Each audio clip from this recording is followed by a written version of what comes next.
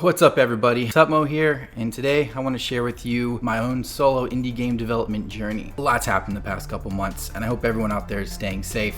I know during this time, we actually started a Minecraft realm. We've been able to hang out with friends and family across the globe and just sort of talk about our current situations while playing Minecraft and just hanging out.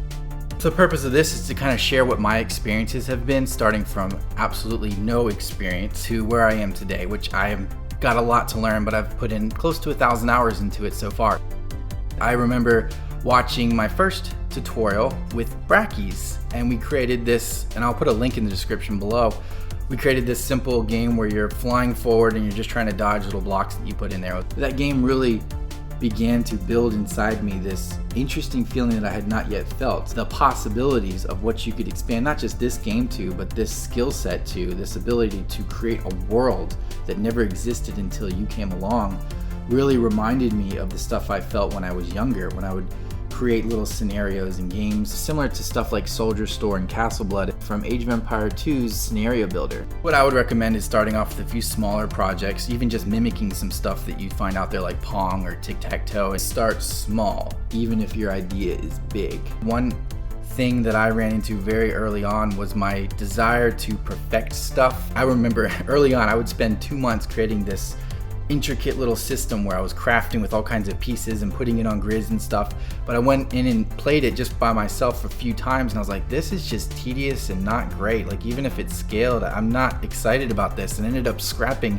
that entire system. Another thing, if you're a solo developer, especially, this applies to you, don't force yourself to a calendar that, you know, only has one thing. So don't say, I'm gonna code this week. This is all I'm gonna do is code all week.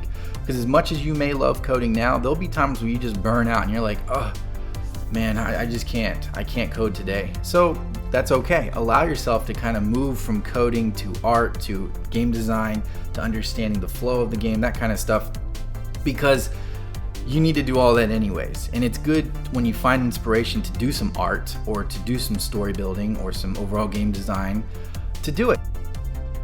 With that, always be willing, especially early on, to scrap even thousands of lines of code.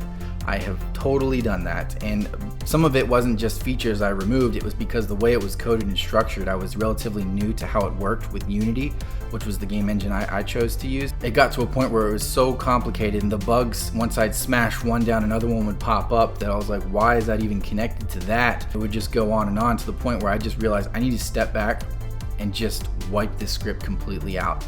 And doing that actually made me not just rewrite it in a much more efficient manner, save normally thousands of lines of code, literally, but also allow me to understand how it's all connected better. Another thing I would highly recommend, especially if you're like me and you're a bit on the introverted side, I found that joining game jams was a huge plus for me. It opens up the floodgates because we see AAA titles and stuff like that every day being marketed to us, but a lot of those ideas can become relatively similar and just different iterations of stuff that was created even back in the 90s.